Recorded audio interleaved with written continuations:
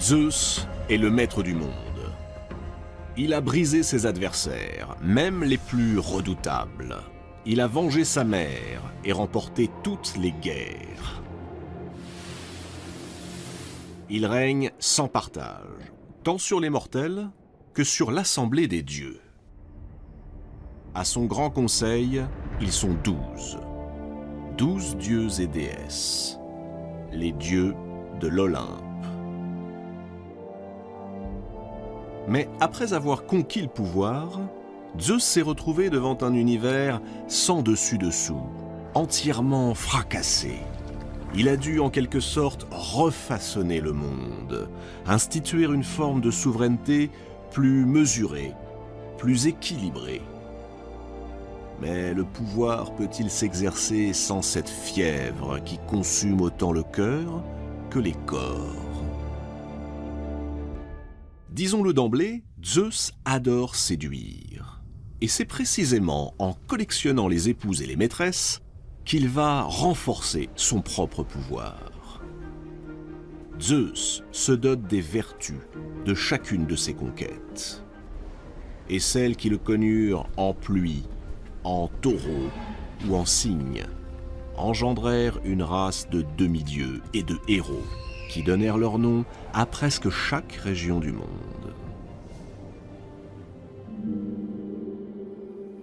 Les amours de Zeus ne sont donc pas seulement des amours galantes. À travers ses passions, le maître de l'Olympe impose indirectement sa loi. Une loi qui passe par l'instauration de règles et de normes qu'il est interdit de transgresser, sous peine de subir un châtiment terrible. D'une certaine façon, Zeus associe l'amour et l'ordre. D'abord, il y eut Métis, une belle océanide, Métis. Elle incarne la prudence, mais aussi la ruse. Par ses précieux conseils, dans les premiers temps du monde, elle avait permis à Zeus de venger sa mère et de sauver ses frères et sœurs. Alors, est-ce pour lui manifester sa gratitude que le maître de l'Olympe lui demande sa main? La reconnaissance n'est pas le fort des puissants, non. Métis lui plaît. Elle lui plaît même beaucoup. Comment résister à une demande en mariage lorsqu'elle est faite par le roi des dieux? La jeune nymphe est flattée, sensible à l'honneur qui lui est fait. Elle dit oui. Et le couple convole en justes noces. Aucun nuage ne vient assombrir leur idylle. Jusqu'au jour où un oracle apprend à Zeus qu'après lui avoir donné une fille, son épouse lui donnera un garçon, et que plus tard, ce garçon le détrônera, comme lui-même avait détrôné son père, Cronos. On imagine l'émoi du roi des dieux. Alors, pour éviter qu'un tel scénario ne se reproduise, dès que Métis lui annonce qu'elle est enceinte, Zeus lui propose un concours pour le moins original. Il la met au défi de se métamorphoser mieux qu'il ne le ferait lui-même. Les métamorphoses sont un jeu courant chez les dieux qui possèdent ce pouvoir de changer de forme au gré de leurs désirs. Métis, pourtant symbole de la prudence, ne se méfie pas. Elle se lance allègrement dans une série de métamorphoses. La voici tour à tour lionne, sanglier, flamme ou encore mouche. Zeus la félicite. C'est bien, mais serais-tu capable de te faire encore plus petite? Prise au jeu, Métis se change à nouveau, et cette fois en goutte d'eau. Zeus applaudit et s'empresse de l'avaler. Mais on n'engloutit pas la déesse de la ruse sans s'attirer de sérieux ennuis. Quelque temps plus tard, Zeus est pris d'un mal de tête si soudain, si violent qu'il lui semble que son crâne va éclater. Affolé, son fils Héphaïstos, dieu des forgerons, accourt. Armé d'une double masse, il assène un grand coup sur le crâne de son père. Miracle! De la tête fendue du roi des dieux surgit la fille que portait Métis, Athéna. Athéna, déesse de la guerre, protectrice des cités. Elle apparaît dans toute sa splendeur, avec son casque et sa lance, déjà prête pour la bataille.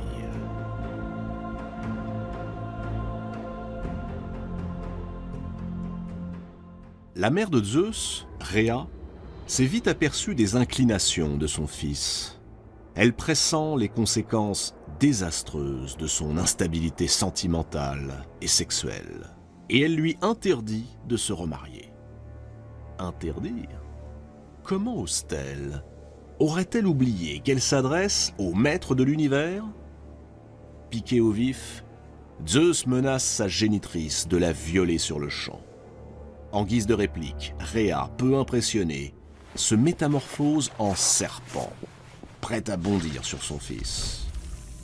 Zeus en fait autant. Il se change en serpent mâle, et s'unissant à elle en un nœud indissoluble, il met sa menace à exécution. Sa mère, hors d'état de nuire, Zeus s'empresse de se choisir une nouvelle épouse. Il ne le fait pas au hasard. À travers Métis, Zeus a acquis la ruse et la prudence. Il lui manque le sens de l'équité, le sens de la justice. Il va donc jeter son dévolu sur la vénérable Thémis, une titanide. Thémis est la déesse de la justice. Ensemble, ils auront une bonne quinzaine d'enfants. Parmi eux, il y a 3 filles sublimes, les heures. 3 filles qui dirigeront le cours régulier des saisons. Et puis, 3 autres filles. 3 autres filles qui vivent quelque part dans un antre impénétrable à proximité de l'Olympe. 3 beautés au regard vide. Elles vont toujours ensemble, unies par un fil, et elles ont pris l'aspect de simples fileuses. Leur nom fait trembler les mortels, mais aussi les dieux. Cloto, celle qui file. L'Achésis, celle qui détermine la longueur du fil. Et Atropos, l'implacable, celle qui coupe le fil. Ce fil, c'est bien sûr le fil de la vie des mortels et la vie des dieux. Ces 3 filles, on les a appelées les moires, et plus tard, à Rome, on les appellera les parques. Leurs décrets sont inflexibles, et personne n'a le pouvoir d'y changer quoi que ce soit. Zeus lui-même reconnaît leur supériorité. Jamais il n'osera les défier. Les moires incarnent le destin.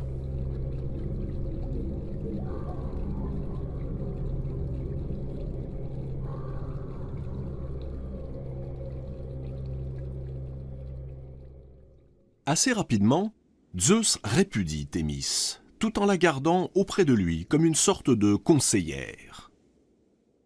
Zeus possède donc déjà la prudence, la ruse et la justice. Mais qu'est-ce qu'un roi sans reine? Cette reine, Zeus va la choisir dans sa propre famille. Et l'inceste étant monnaie courante dans l'univers des dieux, cette 3e épouse de Zeus ne sera autre que sa propre sœur, la déesse Héra. Violente et irascible, jalouse également. Frères et sœurs s'unissent dans le secret sur l'île de Samos. En fait, avec Héra, Zeus fut pris à son propre piège, car Héra a commencé par refuser ses avances.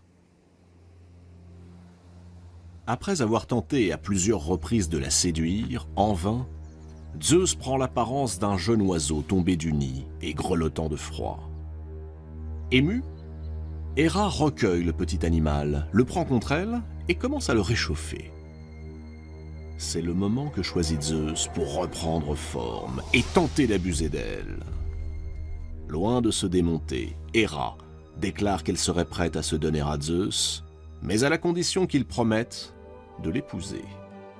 Zeus, tout à son désir, accepte. Et la belle déesse se charge rapidement de lui rappeler son serment.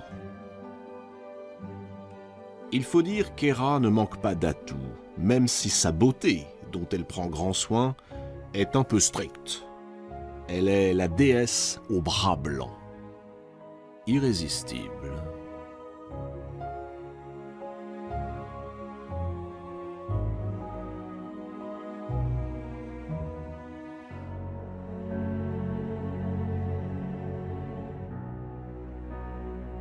Ce mariage quelque peu forcé et la beauté de son épouse n'empêcheront pas Zeus de poursuivre sa quête amoureuse, mais toujours dans un but précis.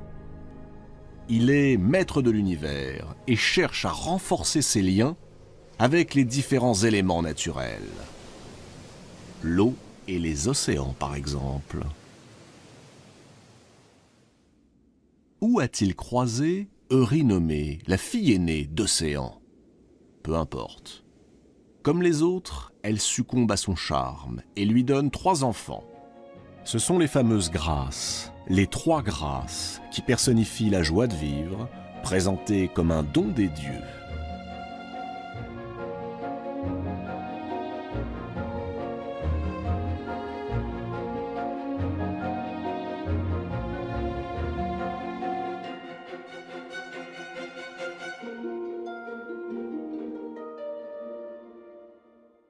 Plus tard, Zeus ne passera pas moins de 9 nuits auprès d'une autre titanide, la belle Mnémosyne, la mémoire, qui lui donnera 9 filles, les muses.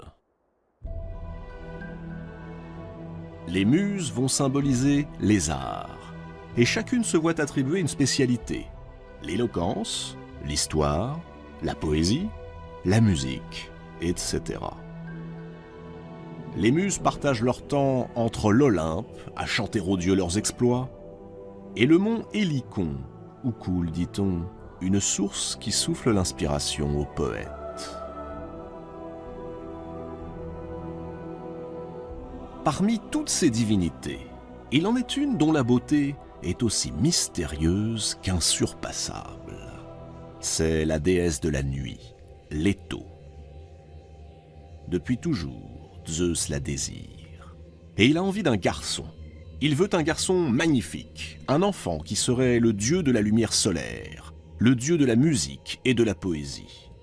C'est la déesse de la nuit qui le lui donnera.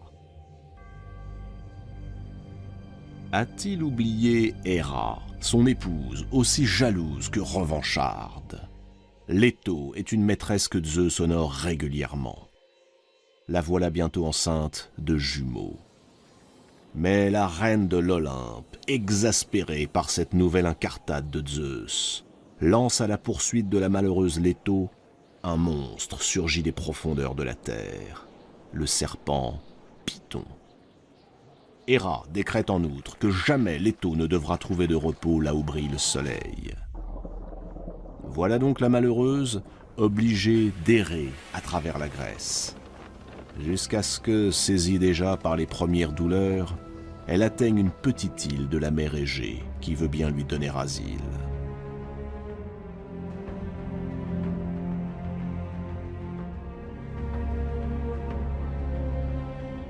Elle y mettra au monde une fille, Artémis, et un garçon, Apollon.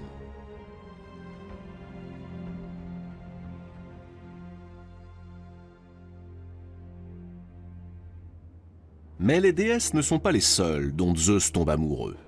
Les femmes mortelles, font également battre le cœur du dieu des dieux. Et c'est un problème. D'abord parce qu'il n'est pas dans l'ordre des choses que dieux et mortels se mélangent. Ensuite, parce que les simples mortels ne peuvent contempler un dieu sous son apparence divine. Une femme sur terre est en train de rendre Zeus passionnément amoureux. C'est la fille du roi de Thèbes. Elle s'appelle Sémélé. Pour obtenir ses faveurs, Zeus n'a pas d'autre choix que de se déguiser en prince charmant.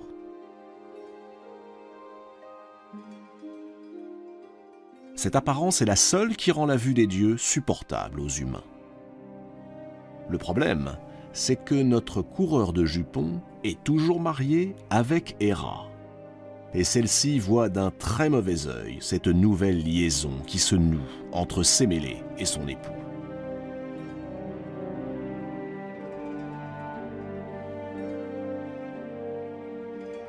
Héra n'entend pas se laisser faire. Elle prend l'apparence de la nourrice de Sémélé, une vieille femme que Sémélé adore et qui a toute sa confiance. Elle lui rend visite. Sémélé est déjà enceinte et sur le point d'accoucher. « Cet homme qui prétend être Zeus, lui dit la vieille nourrice, es-tu bien sûr qu'il n'est pas un imposteur? Qui te prouve qu'il est bien Zeus? Demande-lui donc une preuve. Si Zeus est vraiment ton amant, qu'il se montre nu devant toi, dans toute sa majesté, ainsi qu'il apparaît aux autres dieux. » Ces propos ne laissent pas Sémélé indifférente. Elle se met à douter. Cet homme, son amant, est-il vraiment Zeus? Quand ce dernier vient lui rendre visite, elle le supplie de se montrer tel qu'il est réellement. Zeus refuse. Il sait trop quelles seraient les conséquences. Sémélé insiste. Zeus résiste. « Puisque c'est ainsi, menace Sémélé, tu n'auras plus accès à ma couche. » Zeus, fou de désir pour Sémélé, capitule. Et sous le regard ébahi de son amoureuse, il reprend son apparence. Aux yeux des mortels, Zeus est le tonnerre et les éclairs. Non seulement le palais tout entier s'embrase, mais aussi la pauvre Sémélé. Elle a tout juste le temps d'accoucher, avant d'être consumée par les flammes. Miraculeusement, le feu épargne son enfant. C'est un garçon. Zeus le recueille. Il s'appellera Dionysos.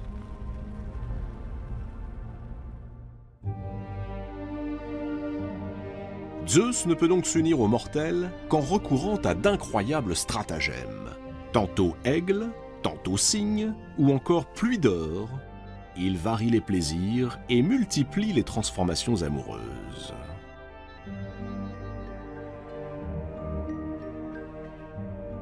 Quand il aperçoit une superbe jeune femme qui joue sur la plage, Zeus s'enflamme à nouveau. C'est une princesse, la fille d'un roi sur la côte asiatique. Comment l'approcher? Elle mène son troupeau au pâturage. Zeus prend alors l'aspect d'un taureau éblouissant, à la robe couleur de neige, aux muscles du cou saillants, pourvu de cornes plus diaphanes qu'un diamant d'eau pure. Il est tellement attrayant que la belle s'approche pour le caresser. Le taureau, docile, pose son mufle chaud sur son sein, puis se couche à ses pieds. Alors la princesse s'enhardit. Malgré les protestations de ses servantes, elle grimpe sur le dos de l'animal, qui aussitôt se redresse et s'élance vers le rivage. Il galope à toute vitesse au-dessus de la mer et entraîne la malheureuse jusqu'en Crète.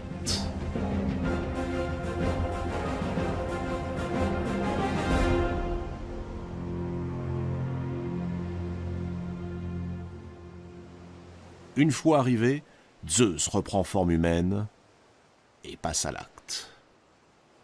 Cette princesse venue d'Asie et qui désormais vivra ici en Crète s'appelle Europe. Pour remercier l'animal qui lui a permis d'enlever la princesse, Zeus le place au milieu des étoiles. Gardez les yeux au ciel. Non loin de là, voici la grande ours. Son véritable nom est Callisto. En grec, Callistos veut dire ce qu'il y a de plus beau. Il n'est donc pas étonnant que Zeus se soit pris de passion pour cette nymphe. Seulement, elle fait partie des servantes de la déesse Artémis. Artémis est la déesse de la chasse, mais aussi la déesse de la virginité. Callisto a donc fait vœu de chasteté. Aucun homme n'est toléré auprès d'elle, ni auprès de ses camarades, les vierges chasseresses. Le dernier qui a transgressé cette règle, un chasseur nommé Actéon, a connu un châtiment atroce. Artémis l'a changé en cerf et l'a fait dévorer par ses propres chiens.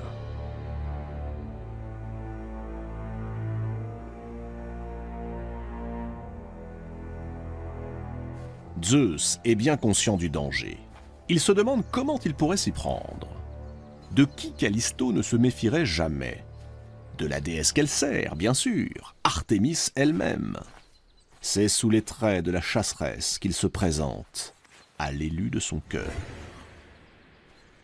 Il est là, ou plutôt elle. Callisto ne voit que sa maîtresse, qui lui fait les yeux doux et la couvre de caresses voluptueuses. Le corps de Callisto frémit et s'abandonne. Les mois passent. Callisto, stupéfaite, voit son ventre s'arrondir. Comment est-ce possible? Enceinte d'une femme? Callisto ne tarde pas à comprendre qu'elle a été dupée par Zeus. Mais si par malheur Artémis s'en rend compte, c'en est fini d'elle.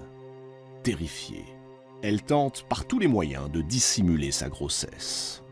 Elle se cache, elle porte des vêtements de plus en plus amples, jusqu'au jour où, se baignant dans une rivière, Artémis, la vraie, découvre toute la vérité.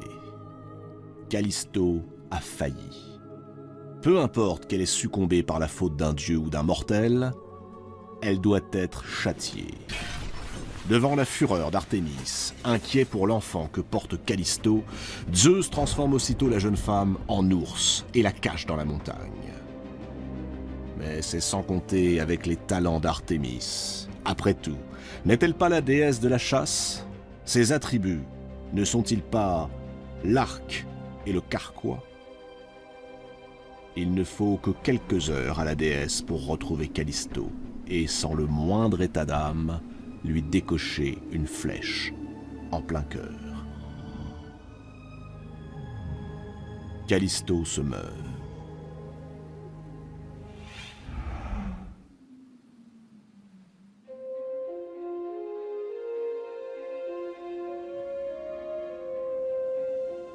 Alors Hermès, le fidèle Hermès, le messager des dieux, dépêché par Zeus, s'empresse de sauver l'enfant que portait Callisto.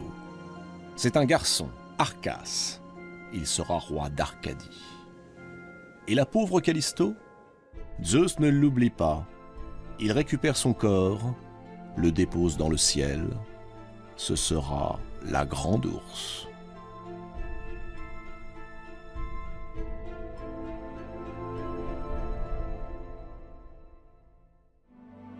Les conquêtes de Zeus furent innombrables. Chez les déesses, Zeus a cherché les vertus qui lui manquaient. Mais il a aussi passé son temps à chercher la beauté, la seule et simple beauté, pour le plaisir, partout où elle se trouvait, chez les déesses ou chez les mortels. Zeus a beau être le maître de l'Olympe, lorsque l'amour s'en mêle, il ne parvient pas mieux que nous autres mortels à vaincre ses désirs. Il est ce roi des dieux humain, bien trop humain.